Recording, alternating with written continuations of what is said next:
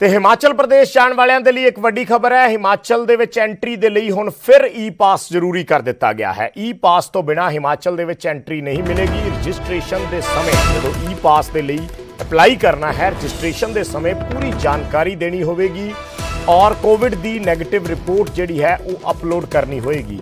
ਜਿਹੜੀਆਂ ਰੋਜ਼ਾਨਾ ਮਾਲ ਢੋਆ ਢੁਆਈ ਲਈ ਗੱਡੀਆਂ ਆਉਂਦੀਆਂ ਨੇ ਉਹਨਾਂ ਤੇ ਇਹ ਆਦੇਸ਼ ਲਾਗੂ ਨਹੀਂ ਹੋਣਗੇ। ਹਰ ਰੋਜ਼ ਜਿਹੜੇ ਆਉਣ ਜਾਣ ਵਾਲੇ ਨੇ ਹਿਮਾਚਲ ਉਹਨਾਂ ਨੂੰ ਇਸ ਤੋਂ ਛੋਟ ਮਿਲੇਗੀ, ਉਹਨਾਂ ਨੂੰ ਇਸ ਤੋਂ ਰਾਹਤ ਮਿਲੇਗੀ। ਪਰ ਜਿਹੜੇ ਸੈਲਾਨੀ ਜਾਂ ਹੋਰ ਦੂਜੇ ਸੂਬਿਆਂ ਦੇ ਲੋਕ ਹਿਮਾਚਲ ਜਾਣਾ ਚਾਹੁੰਦੇ ਨੇ ਉਹਨਾਂ ਨੂੰ ਈ ਪਾਸ ਬਣਾਉਣਾ ਹੋਏਗਾ ਔਰ ਨੈਗੇਟਿਵ ਰਿਪੋਰਟ ਜਿਹੜੀ ਹੈ ਕੋਵਿਡ ਦੀ ਉਹ ਅਪਲੋਡ ਕਰਨੀ ਹੋਏਗੀ, ਫਿਰ ਹੀ ਉਹ ਹਿਮਾਚਲ 'ਚ ਦਾਖਲ ਹੋ ਸਕਣਗੇ।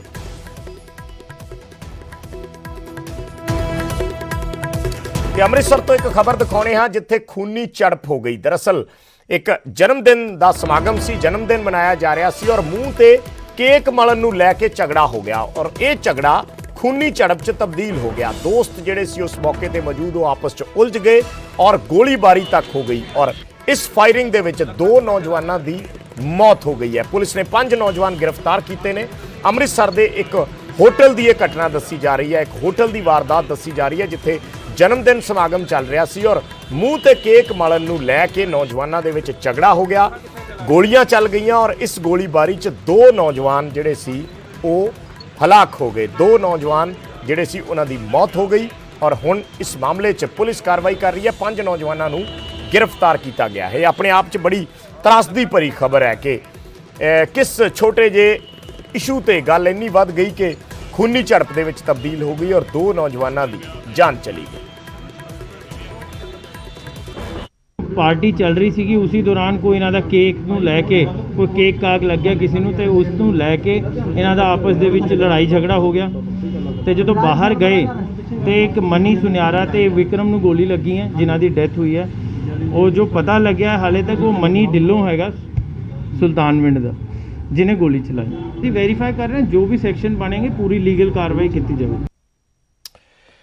ਤੇ ਹਰਿਆਣਾ ਸਿੱਖ ਗੁਰਦੁਆਰਾ ਪ੍ਰਬੰਧਕ ਕਮੇਟੀ ਦੇ ਪ੍ਰਧਾਨ ਬਲਜੀਤ ਸਿੰਘ ਦਾਦੂਵਾਲ ਤਲਵੰਡੀ ਸਾਬੋ ਦੇ ਪਿੰਡ ਮਿਰਜਿਆਣਾ ਪੁੱਜੇ ਅਤੇ ਪਿੰਡ ਵੱਲੋਂ ਬਾਈਕਾਟ ਕੀਤੇ ਗਏ ਗੁਰਸਿੱਖ ਪਰਿਵਾਰ ਦੇ ਨਾਲ ਮੁਲਾਕਾਤ ਕੀਤੀ। ਦਾਦੂਵਾਲ ਨੇ ਇਸ ਦੌਰਾਨ ਪਿੰਡ ਵਾਲਿਆਂ ਨੂੰ ਵਹਿਮਾਂ ਭਰਮਾਂ ਤੋਂ ਦੂਰ ਰਹਿਣ ਦੀ ਨਸੀਹਤ ਦਿੱਤੀ ਅਤੇ ਪਿੰਡ ਦੇ ਲੋਕਾਂ ਨੂੰ ਭਾਈਚਾਰੇ ਨਾਲ ਰਹਿਣ ਦੀ ਅਪੀਲ ਕੀਤੀ। ਦਰਅਸਲ ਇਹ ਖਬਰ ਅਸੀਂ ਕੱਲ੍ਹ ਦਿਖਾਈ ਸੀ, ਨਿਊਜ਼ 18 ਨੇ ਇਸ ਖਬਰ ਨੂੰ ਪ੍ਰਮੁਖਤਾ ਦੇ ਨਾਲ ਦਿਖਾਇਆ ਸੀ ਕਿ ਇੱਕ ਪਿੰਡ ਦੇ ਵਿੱਚ ਤਲਵੰਡੀ ਸਾਬੋ ਦਾ ਇੱਕ ਪਿੰਡ ਹੈ, ਉਸ ਪਿੰਡ ਦੇ ਵਿੱਚ ਪਸ਼ੂਆਂ ਨੂੰ ਮੂੰਹ ਖੁਰ ਦੀ ਬਿਮਾਰੀ ਹੋ ਗਈ ਸੀ ਤੇ ਪਿੰਡ ਵਾਸੀਆਂ ਨੇ ਇਸ ਬਿਮਾਰੀ ਨੂੰ ਦੂਰ ਕਰਨ ਲਈ ਟੂਣੇ ਟੋਟਕੇ ਧਾਗੇ ਤਵੀਤਾਂ ਦਾ ਸਹਾਰਾ ਲਿਆ। ਤਾਂ ਇਸ ਪਿੰਡ ਵਿੱਚ ਇੱਕ ਗੁਰਸਿੱਖ ਪਰਿਵਾਰ ਸੀ, ਉਸਨੇ ਇਸ ਟੂਣੇ ਟੋਟਕੇ ਨੂੰ ਮੰਨਣ ਤੋਂ ਇਨਕਾਰ ਕਰ ਦਿੱਤਾ ਤਾਂ ਪਿੰਡ ਵਾਸੀਆਂ ਵੱਲੋਂ ਇਸ ਪਰਿਵਾਰ ਦਾ ਸਮਾਜਿਕ ਬਾਈਕਾਟ ਕਰ ਦਿੱਤਾ ਗਿਆ। ਉਸ ਤੋਂ ਬਾਅਦ ਇਹ ਖਬਰ ਪ੍ਰਮੁਖਤਾ ਨਾਲ ਨਿਊਜ਼ 18 ਵੱਲੋਂ ਦਿਖਾਈ ਗਈ ਤੇ ਅੱਜ ਬਲਜੀਤ ਸਿੰਘ ਦਾਦੂਵਾਲ ਉੱਥੇ ਪਹੁੰਚੇ ਨੇ ਔਰ ਉਹਨਾਂ ਨੇ ਪਿੰਡ ਵਾਸੀਆਂ ਨੂੰ ਆਪਸੀ ਭਾਈਚਾਰੇ ਨਾਲ ਰਹਿਣ ਦੀ ਅਪੀਲ ਕੀਤੀ ਹੈ। ਮੈਂ ਸਾਰਿਆਂ ਨੂੰ ਅਪੀਲ ਕਰੂੰਗਾ, ਬੇਨਤੀ ਕਰੂੰਗਾ ਕਿ ਉਹ ਇਸ ਫੈਸਲੇ ਤੇ ਪੁਨਰ ਵਿਚਾਰ ਕਰਨ। ਇਹ ਜਿਹੜਾ ਕੋਈ ਅਣਜਾਣਤਾ ਦੇ ਵਿੱਚ ਇਸ ਤਰ੍ਹਾਂ ਦਾ ਜਿਹੜਾ ਫੈਸਲਾ ਲਿਆ ਗਿਆ ਕਿ ਇਸ ਪਰਿਵਾਰ ਦੇ ਬਾਈਕਾਟ ਦਾ, ਇਹ ਗੱਲ ਬਿਲਕੁਲ ਜਿਹੜੀ ਵਾਜਬ ਨਹੀਂ ਹੈ। ਸਾਰੇ ਨਗਰ ਦੇ ਲੋਕ ਭਾਈਚਾਰੇ ਨਾਲ ਰਹਿਣ, ਪਿਆਰ ਨਾਲ ਰਹਿਣ, ਇਤਫਾਕ ਨਾਲ ਰਹਿਣ।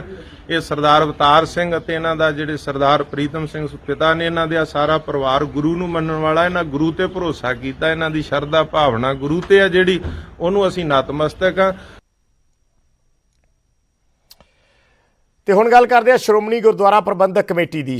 SGPC ਨੂੰ ਦਾਨ ਦੇਣ ਵਾਲੇ ਸ਼ਰਧਾਲੂਆਂ ਨੂੰ ਹੁਣ ਇਨਕਮ ਟੈਕਸ ਤੋਂ ਛੋਟ ਮਿਲੇਗੀ। ਦਰਅਸਲ ਆਮਦਨ ਕਰ ਦੇ ਸੈਕਸ਼ਨ 80G ਦੇ ਤਹਿਤ ਸ਼੍ਰੋਮਣੀ ਕਮੇਟੀ ਨੂੰ ਮਾਨਤਾ ਮਿਲ ਗਈ ਹੈ, ਜਿਸ 'ਚ ਪਹਿਲਾਂ ਸਿਰਫ ਦਰਬਾਰ ਸਾਹਿਬ ਲਈ ਦਾਨ ਦੇਣ ਤੇ ਛੋਟ ਮਿਲੀ ਹੋਈ ਸੀ, ਪਰ ਹੁਣ ਕਿਸੇ ਵੀ ਗੁਰੂ ਸਾਹਿਬਾਨ ਦੇ ਵਿੱਚ ਦਾਨ ਦੇਣ ਤੇ ਟੈਕਸ 'ਚ ਰਾਹਤ ਮਿਲੇਗੀ।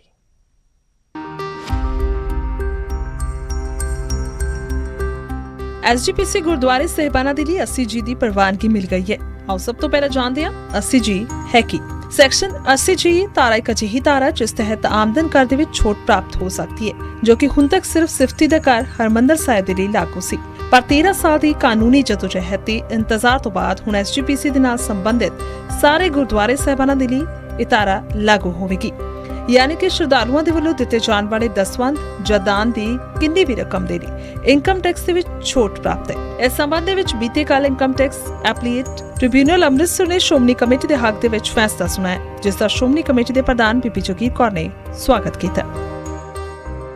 ਸ਼੍ਰੋਮਣੀ ਗੁਰਦੁਆਰਾ ਪ੍ਰਬੰਧਕ ਕਮੇਟੀ ਲਗਾਤਾਰ ਯਤਨਸ਼ੀਲ ਹੈ ਕਿ ਸ਼੍ਰੋਮਣੀ ਗੁਰਦੁਆਰਾ ਪ੍ਰਬੰਧਕ ਕਮੇਟੀ ਦੇ ਸੋਰਸਿਸ ਜਿਹੜੇ ਹੈ ਉਹ ਕੇਵਲ ਗੁਰਦੁਆਰੇ ਹਨ ਜਾਂ ਉਹਨਾਂ ਦੀਆਂ ਛੋਟੀਆਂ ਮੋਟੀਆਂ ਜਿਹੜੀਆਂ ਜਾਇਦਾਦਾਂ ਹਨ ਜਾਂ ਕੋਈ ਕਿਰਾਏ ਹਨ ਉਹਨਾਂ ਤੇ ਨਿਰਭਰ ਕਰਦੀ ਹੈ। ਖਰਚੇ ਬਹੁਤ ਹੈ, ਜ਼ਿੰਮੇਵਾਰੀਆਂ ਬਹੁਤ ਵੱਡੀਆਂ ਨੇ। ਕੌਮ ਕਿਤੇ ਵੀ ਬੈਠੀ ਹੈ, ਆਵਾਜ਼ ਹਮੇਸ਼ਾ ਸ਼੍ਰੋਮਣੀ ਗੁਰਦੁਆਰਾ ਪ੍ਰਬੰਧਕ ਕਮੇਟੀ ਨੂੰ ਮਾਰਦੀ ਹੈ ਆਪਣੇ ਲਿਮਟਿਡ ਸੋਰਸਿਸ ਵਿੱਚੋਂ, ਕਿਉਂਕਿ ਜੋ ਦਸਵੰਧ ਗੁਰੂ ਦੇ ਘਰ ਵਿੱਚ ਕੱਢਦੇ ਹੈ ਸੰਗਤ, ਦਸਵੰਧ ਭੇਟਾ ਦਿੰਦੀ ਹੈ, ਉਹਦੇ ਤੋਂ ਅਸੀਂ ਸਾਰੇ ਹੀ ਇਹ ਖਰਚੇ ਕਰਨੇ ਹੁੰਦੇ ਹੈ। ਤੇ ਦਸਵੰਧ ਭੇਟਾ ਜਿਹੜੀ ਹੈ ਉਹ ਸੰਗਤ ਵੱਲੋਂ ਦਿੱਤੀ ਜਾਂਦੀ ਹੈ।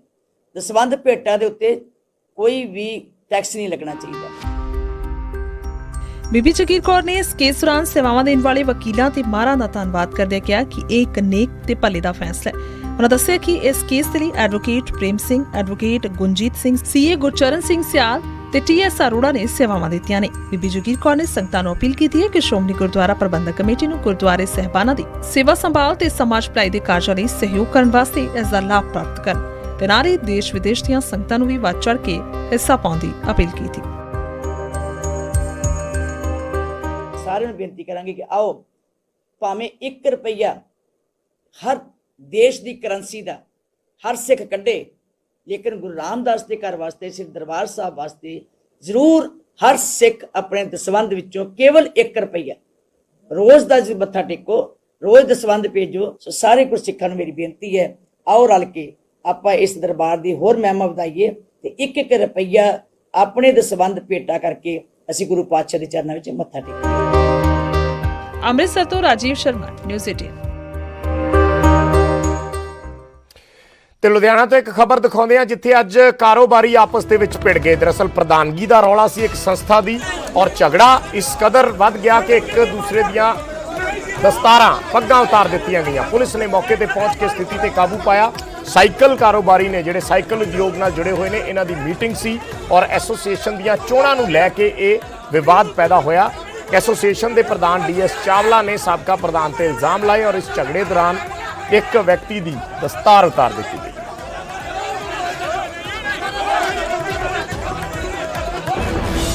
ਇਸ ਬੁਲੇਟਿਨ 'ਚ ਫਿਲਹਾਲ ਇੰਨਾ ਹੀ। ਮੈਨੂੰ ਦਿਓ ਇਜਾਜ਼ਤ। ਧੰਨਵਾਦ।